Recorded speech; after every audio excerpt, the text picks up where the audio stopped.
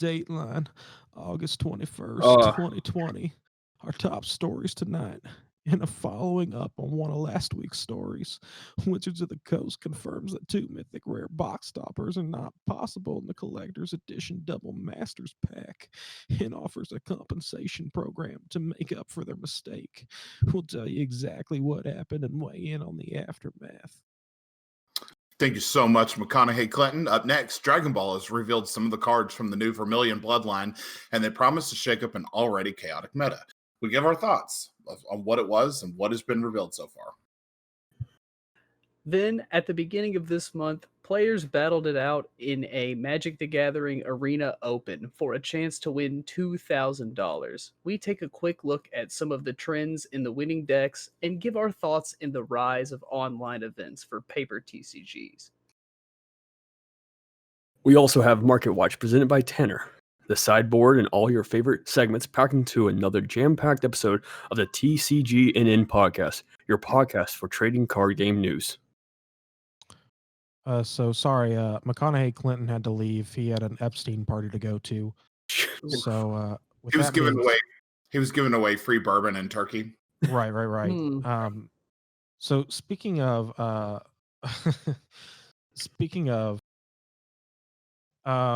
Wizards of the Coast not doing double masters, that was an Epstein joke. All right, he was a pal. It's okay to make fun of him. Man, I'm gonna have to censor so much at the very beginning of this podcast. Just get the censor button. Just censor me out. Anyways, double masters follow up. We talked about it being sort of a TMZ story, and turns out it's true. I mean, and I know you did your homework, Jake, when you went through it and you watched the videos and stuff. But the Always. fact that Wizards is actually like confirming it and trying to make amends, I don't know. It's interesting to say the least. So, let me give what evidence I have found, and it's shaky at best. But we're gonna go with it because it's been reported on multiple places, and Right. I'm going for 2 for 2. I was right last time. Let's go. So, apparently, this compensation program was reported the very first person to report it was a YouTuber named Slow MTG. This was a very small YouTuber. At the time that this story was first picked up, he had about 5 subscribers. Oh wow, So really? very, very small YouTuber. And somehow this got out into the ether. I watched a video by another YouTuber named The Magic Historian who kind of put this out to a broader group of people on last Sunday. And basically, what happens is you contact Wizards, you communicate to them that you like their product, but feel duped by the marketing of the Double Masters Collector's Edition. Cut out the UPC code from your box, mail it to Wizards of the Coast, and they mail you back a regular edition Double Masters booster pack. Oh, so it's like box toppers when I was in elementary school. Yeah, I throw the gross Cheerios out. I take the box topper and I mail it off, and then I get Honey Nut Cheerios. Or like money for UNICEF or something. Yeah. Right. You used to do what I was doing when I was a kid. You just tear the things off in the shopping center, put it in your pocket, go home. I mean, I was too busy ripping off the coupons from those little coupon dispensers that were there, but True. I mean, that was Should a lot I of cut fun. this out too? Or No. I didn't do that actually. This is a slice of life, Jake. You can't pay for slice of life stuff like this. It's a life hack. You just tear the box toppers off at the grocery store and the ones in the aisle. No, Right. I don't do that. And I don't. Also, I mean, we did talk about Epstein, and now we're talking about being children, so maybe you should cut it out. But yeah, I don't know. on that same token, realistically, all I learned from that was that obviously we should have opened up a double masters pack and then returned it and put it on our channel. Then we would have been the ones being talked about. But it's I think that's good on Wizards if they're actually doing it. A company like Wizards has no business false advertising, and honestly, I think that's the real story there. Yeah. What did they like? What did they aim to gain from that? Were they really that like? Did they not have that much confidence in their $100 packs that they wouldn't sell? Their position is that it was a mistake. What a mistake? A mistake is printing Black Lotus, not leading Black people Lotus down the exists. I mean, right. Like I don't know. I mean, think about it. You told me a so story, like the yeah, anecdotal evidence. The guy drove an hour and a half to come get packs out of a store in Lexington, Kentucky. yeah, Don't stalk us. I and just told you where we live.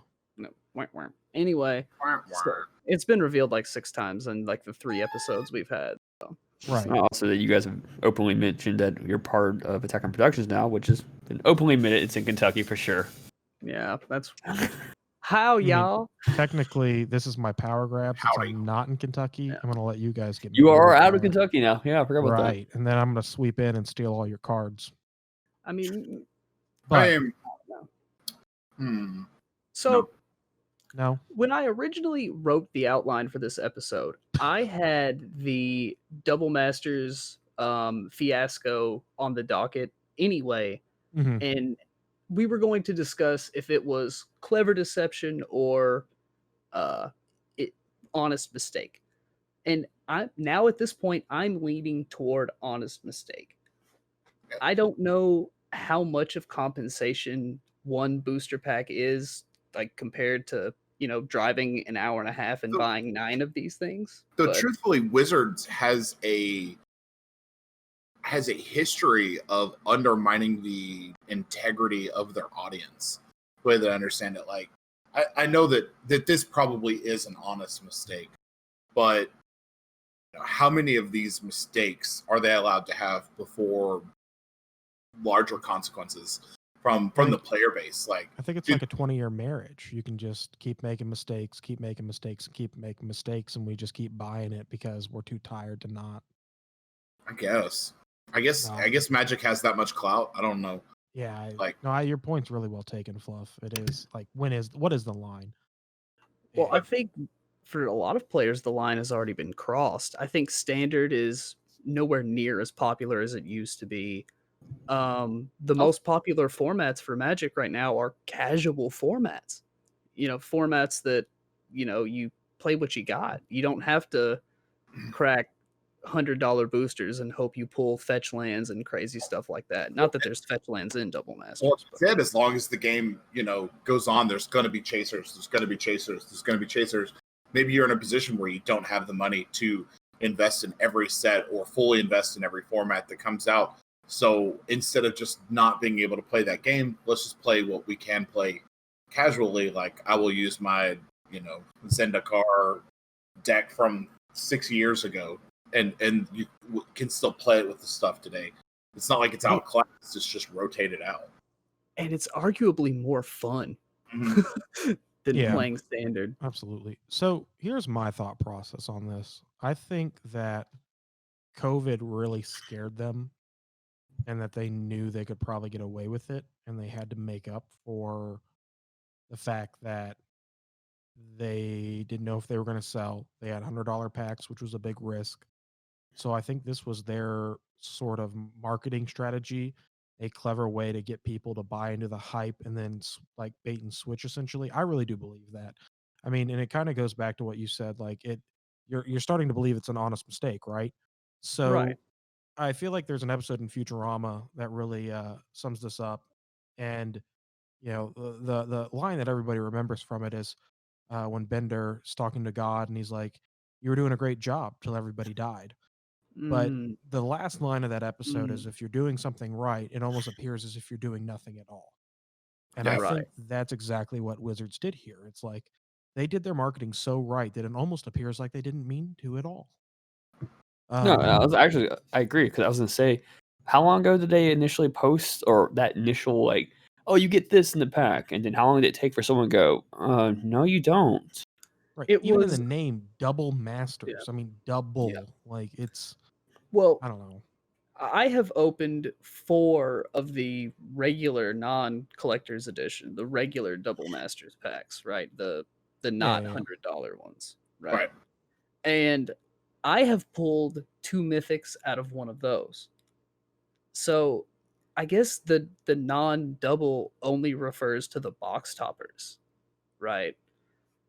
And I could honestly see how with so many products coming out in the last little bit, you've had Commander 2020, Ikoria, Secret Layers, and now Double 2021. Masters. In 2021, all within this past like 3 or 4 months, I could see how one detail gets messed up.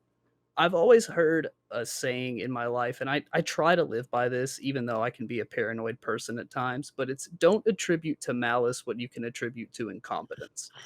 And with this many products coming out in such a short window, and they're making up for it, I mean, it's a booster pack. When have you ever been able to open a booster pack and say, I didn't like what I got out of this, give me more, and they do it.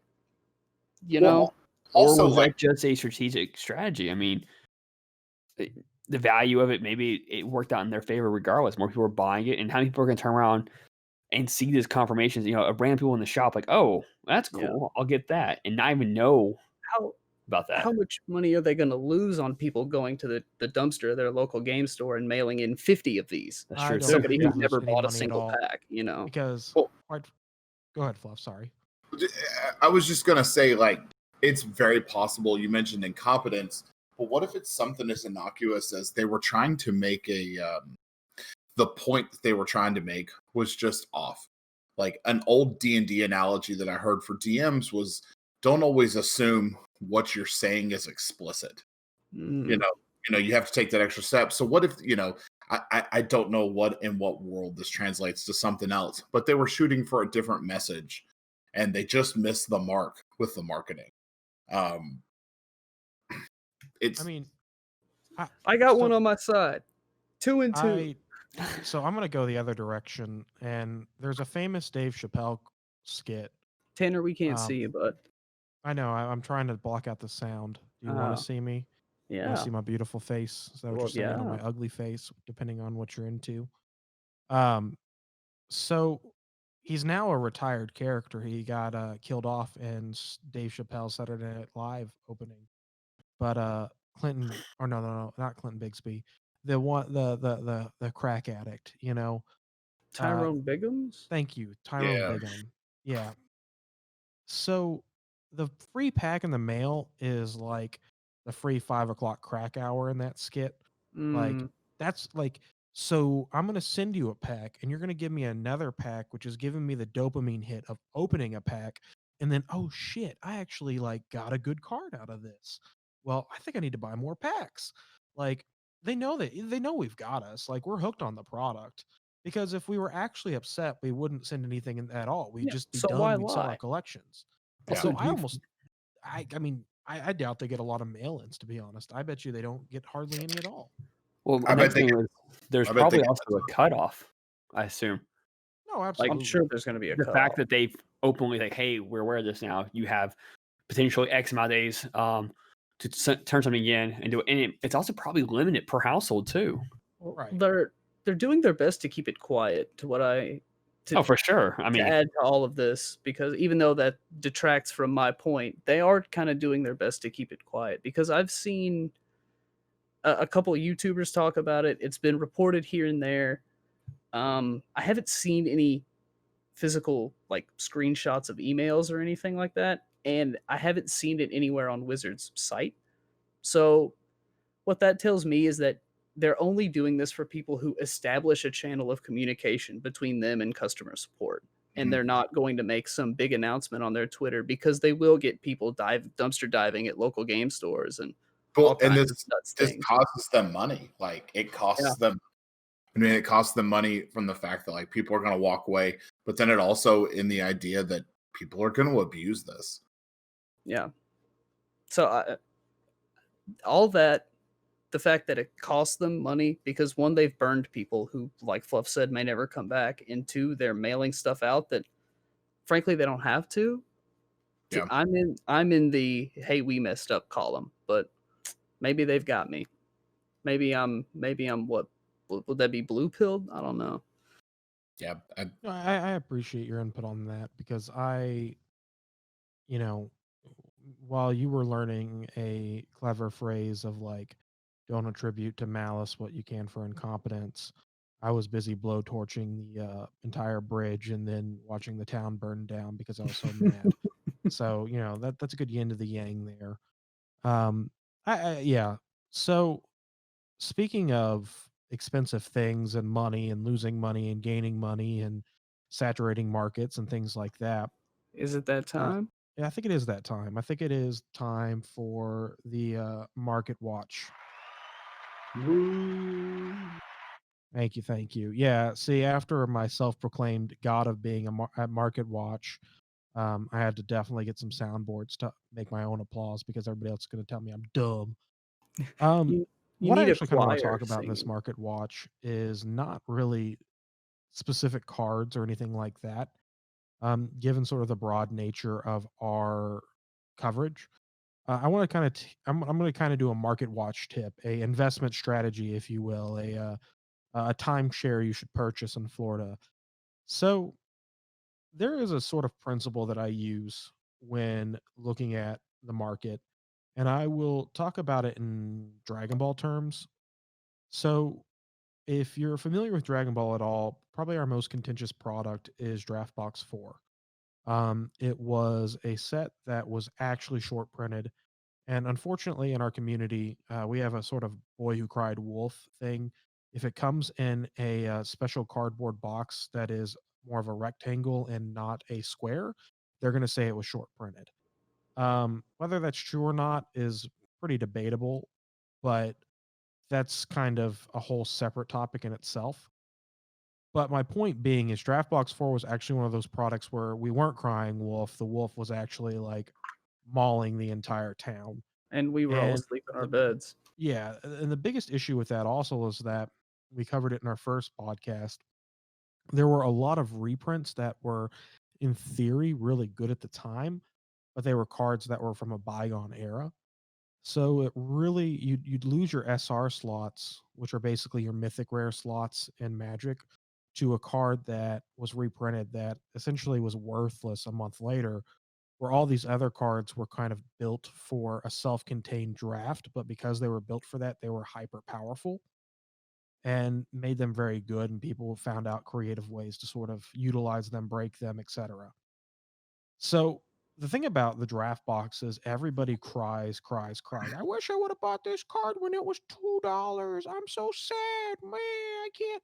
I wish this is such a drag. So here's my advice. This is my I need to get like the Jim Cramer, like, bye, bye, bye. Like, I need to get that energy. But I'm actually very serious about this. My advice to you is if a card is good, it's inherently good. If the card is so good that people want it banned or they're upset by its inclusion in a deck, that deck gets hit. That card goes down in price. Why won't you buy that card when it's down in price? That's what you have to do. You have to buy low and, in theory, sell high. So a card in particular is SS3 Tag Team Sun Gohan. That It'll be card at the over here. It'll be right there. do what? For if you're watching, it'll be right Oh, there. oh, it's on the video. I thought you were telling me to like This get card lower is on the mic. notorious from its peaks and valleys. Right. And So here's the thing. Hatchiyak was a thing.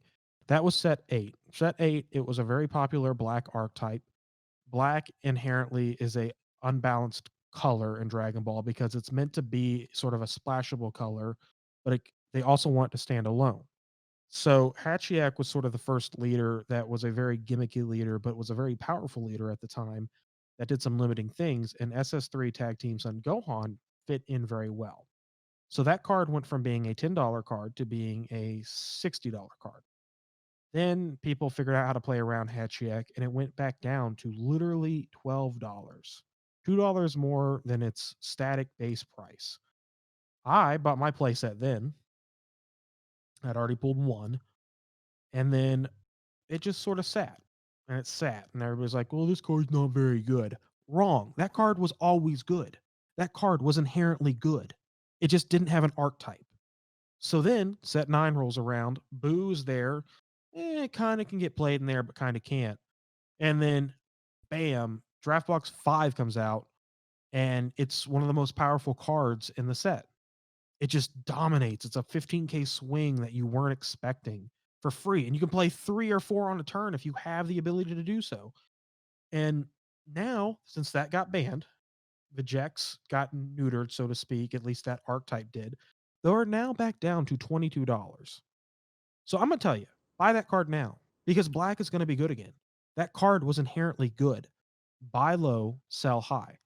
Another card like that, to speak in that terms, to stay on the draft box 4 track, is Zamasu, Deity's Wrath.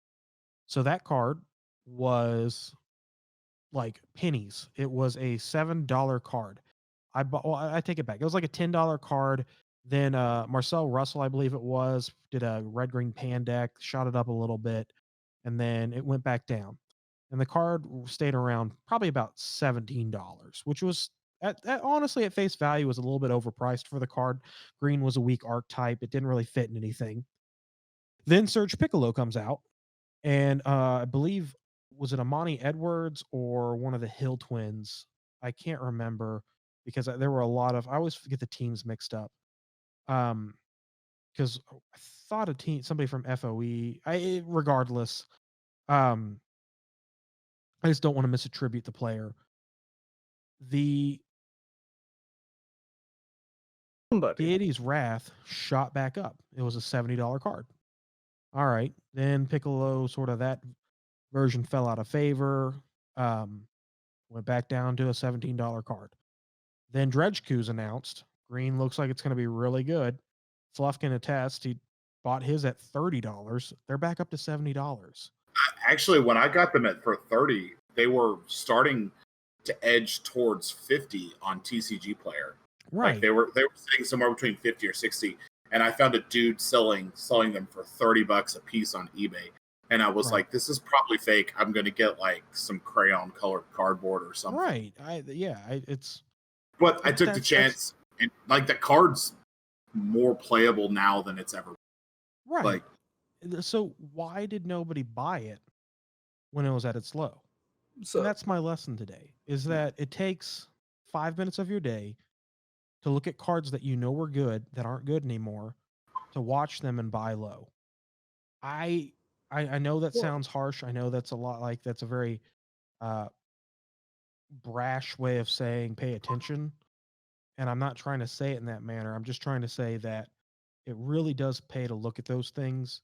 And if a card is inherently good and the card itself didn't get nerfed or its archetype didn't get nerfed, its very specific archetype, buy why it's low. Once it goes back down, buy it then because it will be good again. Or if a card is inherently good, you know it's inherently good, but nobody else sees it for some reason, go ahead and buy it while it's low and then laugh your way to the bank. And my favorite to that is Exploiting Weakness Vegeta. I bought those at $20 a piece. And everybody and their brother said I overpaid for a trash card. That is now, outside of the Goku Ape, the most expensive card in that set. Well, what's it right now? It's like 110-ish. Ooh, right. I don't feel so bad paying 70 now. It floats anywhere from 99 to 90 to 120, give or take. Yeah. So here's kind of my thing in regards to like the market watch as a counter statement. Is a card expensive because it's good, or is it expensive because it's rare and people found a niche use for it? It doesn't matter from my point. It doesn't. It doesn't. But everyone is so hype on like Saiyan Instincts right now, and it's like a $200 card. Most decks you don't have to run that, or there's a perfectly good alternative to that card. Like there's no reason to spend. Right. Good.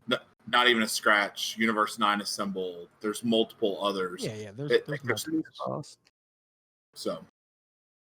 No, your point's really well taken, and I didn't mean to be so harsh about that. I just meant like my point is if everybody's hyping it up, when the hype is done, then buy. Pick them up. And then my last little market watch bit is if you think an archetype is getting getting some support, don't buy it while the hype is up. No. Odds 9 times out of 10 you're going to lose on that one unless the archetype is just ridiculous. Like if you want to apply this to other games, I think the larger point of what Tanner is saying is that cards are more expensive when they're being played, not when they're being good.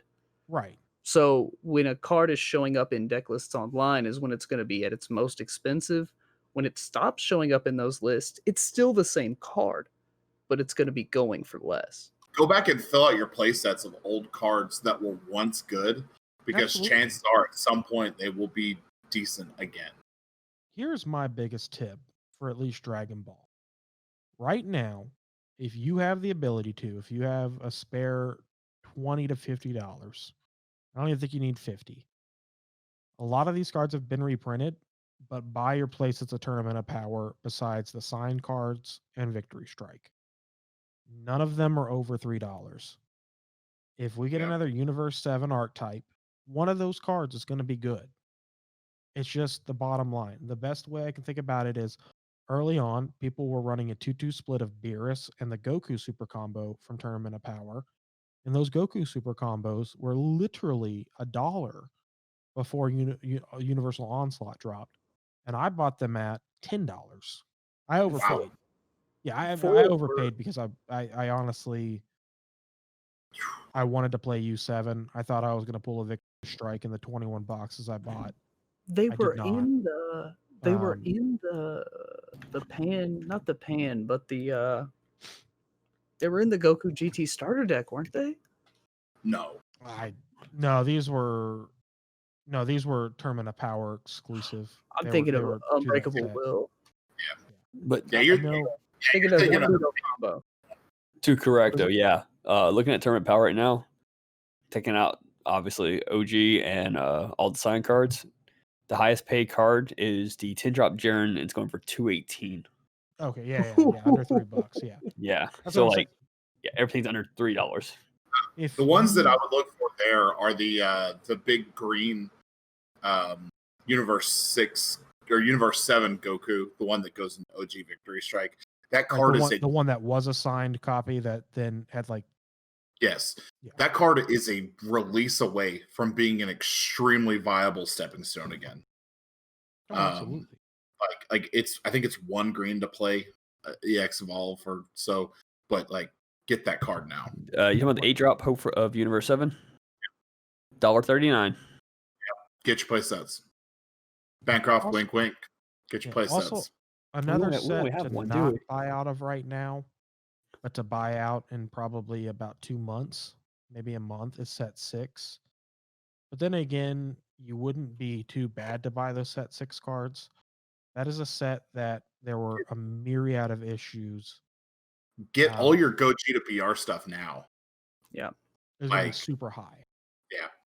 So I would Especially not buy it right now. No, I would get the promo stuff now because you still think it's fairly low right now. I think You so. think it's going to go up more than it's already has. Yeah. Wow. Okay. Especially the ones that I'm thinking of specifically are the video game promos and the volleyball Gogeta. Oh yeah. Then there's the Dash Pack Gogeta from set 7. Yeah. Yeah. Those are the ones that I'm thinking. Yeah, and that's another thing. Promos right now, and I did it, and I laughed my way to the bank on this one. Most of your promos, you can get them for less than $1 or $3. Buy them now, because here's the thing about promos. They're promos. They're gonna be good, or if they're halfway decent, people are gonna overpay for them because they're promos. Short supply. So that's my preaching market watch.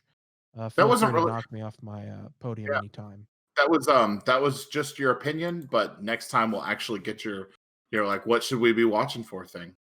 Oh right, yeah. That's actually you heard my sound effects earlier. Just kind of a teaser. I'm going to be doing I actually alluded to it. I am going to be doing a market watch Mad Money style, where we're like sell and buy and all that, where I get really into it with Dragon Ball. I'm not really I don't really want to get into that too much here. Also because the market is really interesting right now because the Weird right anniversary now. box just dropped. So it's kind of hard to give you good advice right now. I could, but I kind of wanted it to be more of a life lesson thing because it really actually came up in a couple discussions I had with individuals. And again, I guess my claim to fame, like every, entrepreneur, I got lucky, so that's why I feel so confident. Mark Cuban got lucky because of the dot-com bubble type deal and sold his company to Yahoo. I mean, he's a Right. fantastic businessman, obviously, but right place, right time. But I got all my DraftBox 4 stuff, and I paid Right no place, more than 20. The highest I paid for a card was that Exploiting Weakness Vegeta at $20. Compared to what I ended up having to pay. Right. And my point is I use these same principles. I bought immediately after as soon as the Goku sign and the Piccolo assimilated ability went up, I bought every DraftBox card for $150 that weren't those two. And I traded for any of them that I may have needed. And my point is I knew just by the scarcity aspect and the fact that the cards were just inherently good, that those cards would go up eventually. And the one I still laugh about is the universe, the sort of artistic or aesthetic pair to the Goku. It's the Frieza. That was a Universe 7 that people played in uh, um, Invoker. That one was like $3, and now it's a $15 card. Plays from the drop. Yeah, The 3 But drop. regardless, that's sort of I appreciate the reminder, Fluff, that yes, I will be doing a market watch soon. If you actually want to watch, it'll be Dragon Ball related. And then we kind of actually briefly talked about our next topic, so I'll let you guys take that away since I sort of dominated this segment. And let's talk about those Vermillion bloodline reveals. So, what do you guys love? What do you guys hate? So I'm just gonna say that I'm surprised. Red got another swap mechanic with the Brawly BR stuff. I'll take that hit. I thought that they weren't going to be Brawly and Gogeta BRs. I thought they were going to be different, but they ended up being the same. So we got in the preview, in the sneak, we got to see the Gogeta BR, which is still red, and we got to see the Brawly BR, which is now red. I really like the Gogeta stuff. I think that it's going to be extremely interesting moving forward. I thought the Broly stuff was pretty cool. I like Swap as a mechanic. I think it's pretty fun. No, he's back. Breaking news. Our support for the Dragon Ball Super card game community continues in September with more premier tournament events being held. This is from the official Dragon Ball site 44 minutes ago. We have listened to your concerns regarding the July registration process and are pleased to announce we are now holding a centralized tournament registration process for the September events. The September Premier TO online events are fun, casual events with amazing participation support, including Championship Pack 2020 Volume 2 and Event Pack 06. The webcam-only events will be held in the following days/times and North American players. Saturday, September 5th at 10 a.m. Central Standard Time, presented by Top Cut Events. Saturday, September 12th at 9:30 Pacific Standard Time, presented by Core TCG. Saturday, the 19th of September, 9 a.m. Pacific Standard Time, presented by Channel Fireball, which that was a whole thing that kind of got swept under the rug because of COVID. We need to talk about that. Channel Fireball picking up the Dragon Ball TCG. Right. They were actually going to host like you said, they were actually going to host announced. an in-person event, and then COVID, like literally, they announced that, and then the shutdown started happening. And and I remember that. And they didn't just chuck it immediately following. Right. That's the biggest thing. Is like they actually thought it's a good enough investment after watching all this that they're like, you know what, we're going to stay. We're not like they didn't think like, oh, I'm glad COVID happened. I'm going to back off. Like they actually want to continue. And then last but not least, Sunday, the 27th of September, 12 p.m. Eastern Standard Time, presented by Pro Play Games. You can register your interest now to participate in these events. Registration will continue until the 14th of August, 2020, or until all participation slots are full. Please note that registering your interest does not guarantee player entry. Register now. So after the show, we're signing up, right? Or are we? Oh, yeah. Right so far, 9 likes and 2 comments in 44 minutes. So Okay, let's get a link. Right. I screenshotted it. I got you. So back to the releases from Vermillion Bloodline. So today as well, we got to see the new Dark Brawly Unison. We got to see the Go Tinks Unison, and we got to see a Kale Unison. Of Kale's those, bad. that Kale is real bad. But that Go Tinks, really good. You think Dark so? Brawly. Yeah. Really? I'm Yeah. interested to hear that. What's your thought process? So activating a union skill, which Gogeta BR wants to do, adds a marker. It's a 0 to draw, so it's an additional draw every turn. At worst, your opponent guns it out before you get the ability to go -5. At best, it's just a free draw every turn. Yeah, Yeah, I didn't think about it like that. That's a good point. Like, instantly replaces itself. instantly replaces itself. So, to me, that's not bad. And that's more valuable the longer that it's on the field. And then if you ever do get it to where it -5s, then you have a 30,000 double strike dual attack. That's not bad at all. Now, I think that Brawly Overwhelming Evil takes the cake. Of the unisons that we've seen so far out of set 11, I think that one takes the cake. Static double strike is just stupid. The Vegeta Agent of Destruction is double strike crit Right. on a 20,000 body. It's insane. I was playtesting with that card in non-Agents of Destruction decks this afternoon, and a couple of the only games I won were games where I was able to board the agent and my opponent had 4 or more battle cards. And they just lost so much value. Even though I tapped out turn 4, they weren't able to kill me, and I was able to push back. Yeah. It's Speaking of Majin Vegeta, the new Majin Vegeta and Babidi leader is very strong. I did some playtesting against that on Untapped this afternoon, and it is stormy. the green one. Oh yeah. Yeah. They always do Vegeta so dirty though, because it's like, I know we're gonna get an SS4 Vegeta leader, so that's good. But Majin Vegeta is probably my least favorite Vegeta of all the Vegetas, because he could do it on his own. He didn't need need that. The reason why he did it was to prove he can overcome it, Right. and it allowed him to push himself further. I mean, granted, he still wasn't stronger than Goku, but thing is, we haven't seen anything from that archetype yet, really. Except for one card. Right. I mean, well, we've got the Majin Buu Ghastly Energy and the 3-drop Boos, but I think there's still more coming. Like, they haven't showed us everything that's going to entail in that, which is why I can't say that I'm in love with that yet. But from what I've seen of the red stuff, I'm truly interested. Yeah, the red stuff looks really good. So they revealed of the Babidi, the leader, then 3-drop Prince of Destruction, a 1-drop Babidi, a 1-drop the Field, the Majin Quickening, a 3-drop Majin Buu, Fat Buu, a 3-drop Tall Skinny Buu, 3-star Ball, and then 5-drop Dark Parasite Majin Buu, and then the 7-drop creepy looking Sword Buu. So called that too. Called that. The deck I played against today was using the Buu stuff with the Bibbidi and Vegeta leader.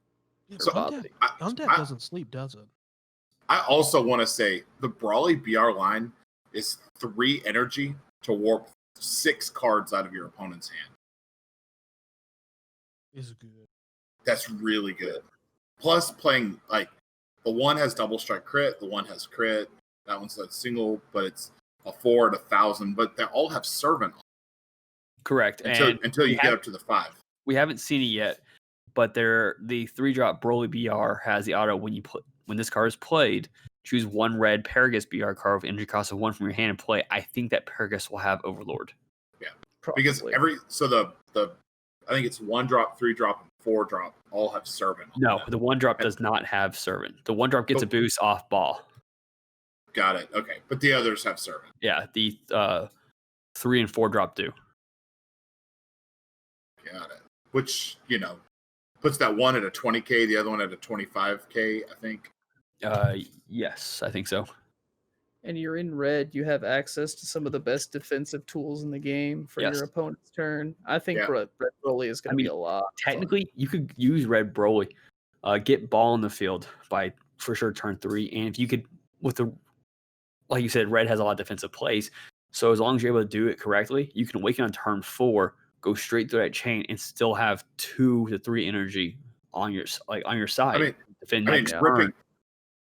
Ripping 6 cards out of any deck while losing no resources yourself is monstrous. Like, You also they add your markers. opponent does get the cards back, but you do get them back at the end of your opponent's next turn. It's like the hit, right? Yeah. Yeah. They add their cards back to their hand. But if you're ripping 6 cards out of their hand and then you go up the swap line again the next turn, they're just going to lose another 6 cards. And, think about it. In certain games, you're at, 8 to 9 cards the entire game. Suddenly you get taken down to 3. Now you have to try to win the game with 3 cards. And imagine if you say turn 2, you played the Gotenks Unison, right? Turn 3, you start the chain off very small, you put the 1 drop out there, and you focus on just defending yourself. Turn 4 is when you awaken, you go full on to the chain. What you're doing there as well is boosting the Gotenks, so potentially on turn 4, after you've done all that and still have potentially 3 open energy, your Gotenks should be at 6 markers, I think, if I'm correct. He won't get it off the swap stuff because it has to be a union skill. No, Broly, BR, I think 3, 4, I think 5 put markers. Oh, they put markers on it. Okay, yeah. Oh, add a marker to it. Yeah. So So not that's really 3. good. The Yeah. 4 drop puts 1 marker. The 5 drop puts a marker, and the 6 drop when this card is played with 1 red unison add 2 markers. Yeah. So if you play it out right, turn 4, you go into the full chain, have your unison at 6 markers, and still potentially have 2 or 3 energy still standing. Yep. Guys, I'm gonna have to stop you. I don't want you to give all your spice away, man. Like, you gotta keep that on lock. You Save don't it want for the everybody technical watching this video and then, I'd rather not get the credit and then dominate everybody and get the credit and then everybody dominate me because they know what's coming. Well, I think on that's what we've seen of the Vermillion bloodline. So it looks like everyone's familiar or excited about the red stuff. Jake's seen the green stuff. It seems a little Gotenks storming. leader. Gotenks leader, finally. Desperately needed green leader for Gotenks. Right. Desperate. And that kind of puts us into our important dates category. So Vermillion Bloodline is coming out on September 25th. Yes. Which 46 days. Yeah. We have 46 days of the current meta. You can't enjoy the meta in Dragon Ball because as soon as we start one, you have to start looking at what's coming next. So if anybody's watching the video, the last 5 minutes I was on my phone because I had to make sure that there wasn't another set coming out in between that. I'm like,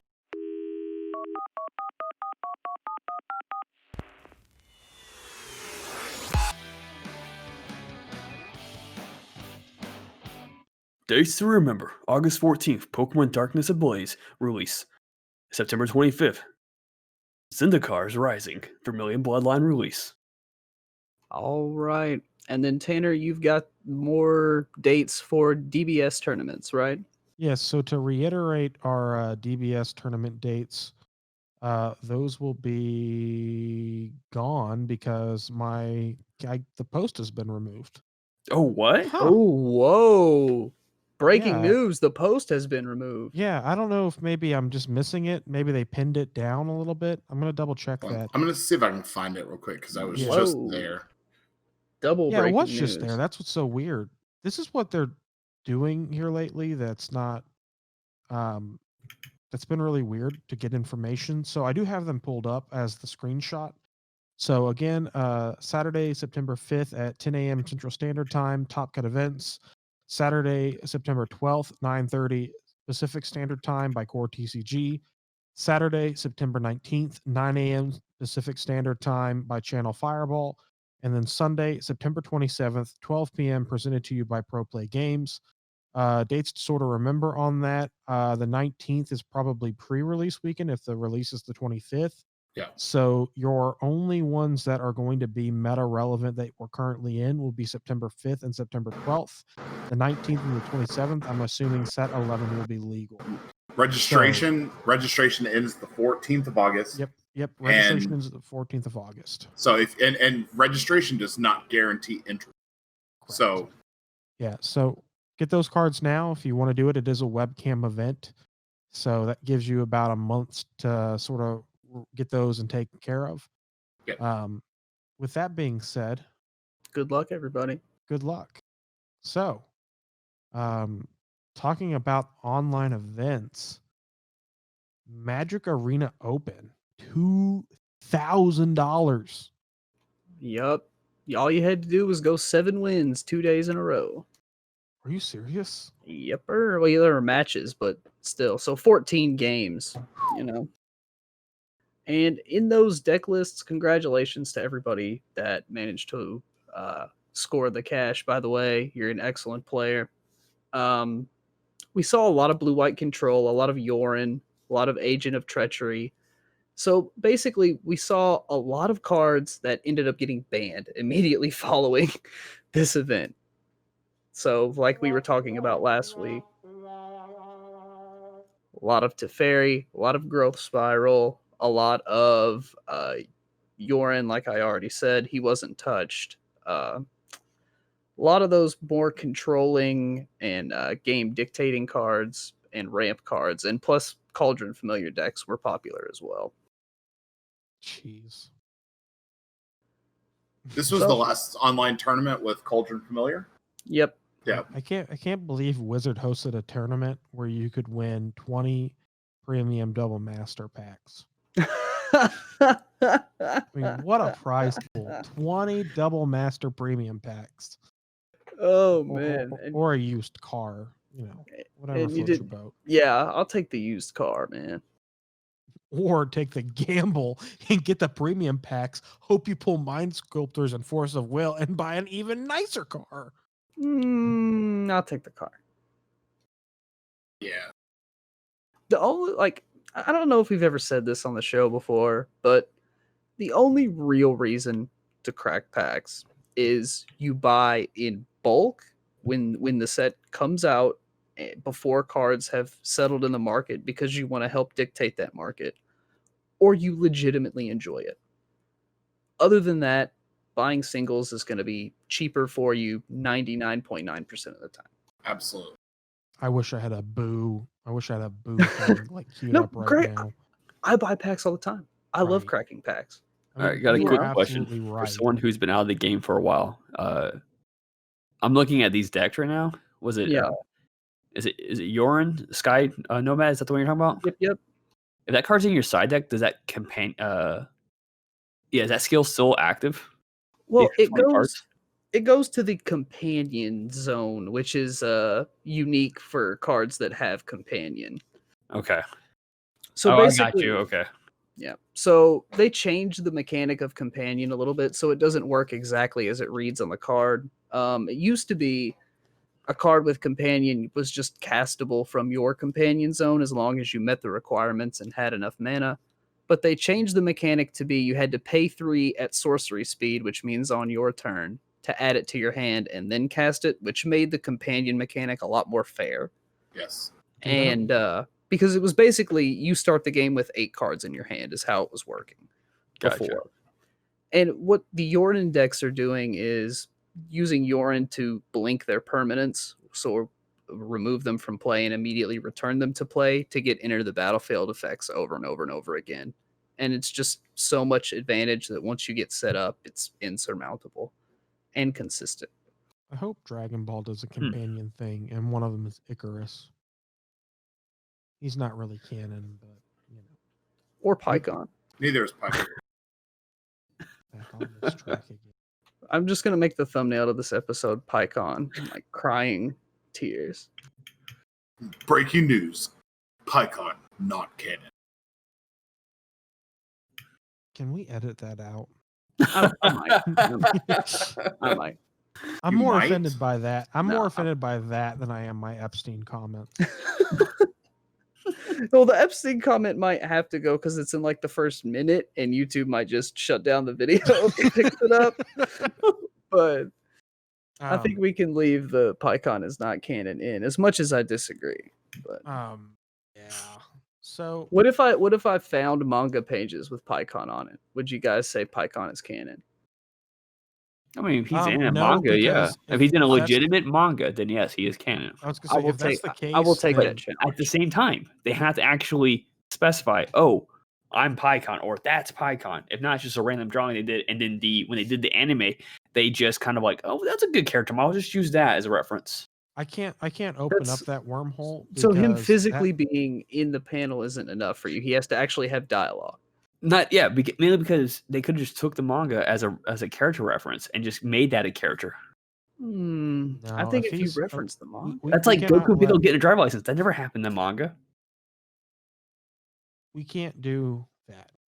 There's some really dark corners of the internet that I'm not willing to accept are canon. So I'm not opening up that bag of worms. I'm It not has to doing be a legitimate manga. It can't be a fan made one. Let's put it that way. okay. With that being said, we want to welcome you to the sideboard. Welcome to the sideboard. So uncomfortable. Yeah, that's pretty rough. Why is it uncomfortable there, buddy? It's just uncomfortable. You all said that way too sensually. It's And the it had, heart. and it had the opposite effect. It was harmful, not helpful. Welcome. Well, I mean, what would you rather me have done? Been All like, right, guys. Do some like welcome to 80s the like DJ. sideboard. Yeah. Like, Should have just been like real OG about it, like sideboard, yo. With the harp music. there Yes. we go. Okay, well we'll work on it. Sorry, everyone. So, today's sideboard, we've got a potential leak from Zendikar Rising, a set that's supposed to come out 25th of September. It is a card called Crawling Barrens. It is a land, tap, add colorless, pay 4, put 2+1/+1 counters on Crawling Barrens. Then you may have it become a 0/0 elemental creature until end of turn. It is still a land. So, Magic experiencing leaks yet again. And really, I want to hear your guys' immediate impressions of this, and then I'm going to tell y'all what I think about this card. Because I don't think it's from Zendikar. My immediate impressions are I can't wait to cut out my code on the back of the packs when I don't get it and get a free Zendikar pack. with your collector's edition Zendikar card. Yeah. Okay, real quick. Do the counters stay after your turn's over with? Yep, looks like it. Looks like it just becomes a creature. Well, it becomes a creature in a turn, but do the counters stay on it? Right. And you don't even have to make it a creature. You could just pay 4, put 2 counters on it, pay 4, put 2 counters on it. Yeah. I don't know, I've been on Magic for a while, so I mean, I don't know what that symbol means. Is that legit? I mean, are you trying? What's your take on it, Jake? Yeah. So- what are you getting at there, buddy? I'm curious. I don't- didn't recognize that symbol either. So I don't think it's from Zendikar. To me, the set symbol is very reminiscent of the Commander 2020 set symbol. I think this might be a card from the Commander decks that are going to come out alongside Zendikar. I think those might come out in October. Interesting. So I think this is a Hmm. leak, but not what everyone's claiming it is. I think it's a legit card. It's balanced. It's not too strong. It's definitely killable.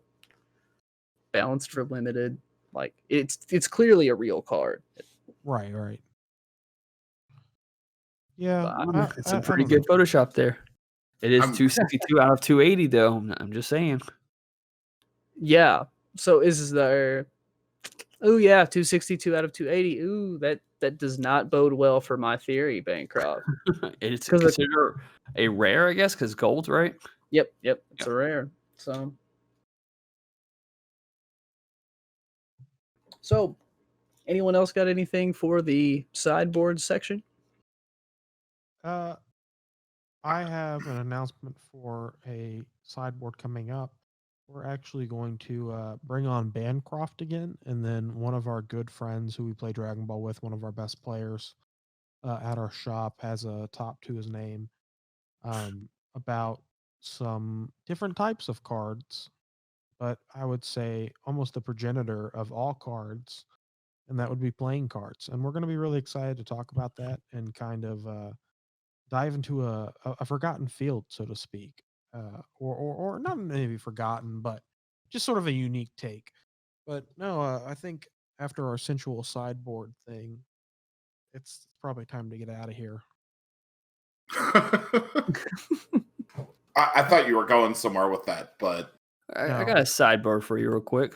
Let's go. On that same page of the Zendikar Rising leak, if you scroll down, check out the manland cycles from previous Zendikar sets. I like the pictures, just point out, but it bothers me that they put Creeping Tar Pit in the wrong spot. It should be the second card on that list, so that way it goes from white, blue, black, red, green, back to white.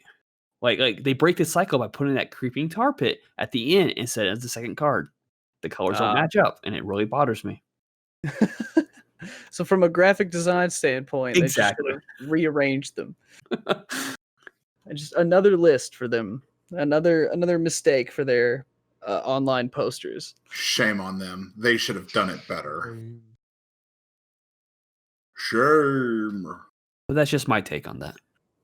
All right, so we're going to talk about how great Attack on Productions is for a second. I do want to say there's something really fun and interesting coming. So we have go. Hold on, wait. Fun and interesting, you say? I can't go into details. No, we can't give details, but there is something fun coming. It is part of our thank you to our subscribers. It's part of our 1,000 subscribers video we're doing. We have like 2 different videos. This is one of them. We're gonna do a profile. It should be a fun profile. I can't go into details about it, but I hope you all enjoy it. If you guys were to check it out, it should be up. We should be able to record it this weekend, so it should be up next Monday. All right. Well, when this comes out, the following Monday. Yeah. You won't have to wait long. Yeah. So look forward to that. Yeah. I don't know what you're doing there, Tanner. You're just like staring at the camera like really deeply for some reason. Secrets don't make friends. Tanner has been frozen it for me since we started this thing. It's just Tanner going. After we wrap this up, I will let you guys know what we're doing, but I cannot let people know who potentially will be checking it out. All right, I'm excited. Stay tuned to Attack on Productions and TCGNN Sunday. Yes, it does. Yes, it does. It's all coming. We did record it the other day. Unfortunately, there were some technical difficulties, and we got to re-record it. Technical difficulties being that I laughed so fucking hard while we were doing it that I couldn't catch my breath, and the video is literally just me, like. So, sorry. Oh, perfect. I was just thinking of technical difficulties, but there you go. Behind the scenes stuff. All right. Everybody stay tuned for that. Stay tuned to us. Check us out. Subscribe if you like it.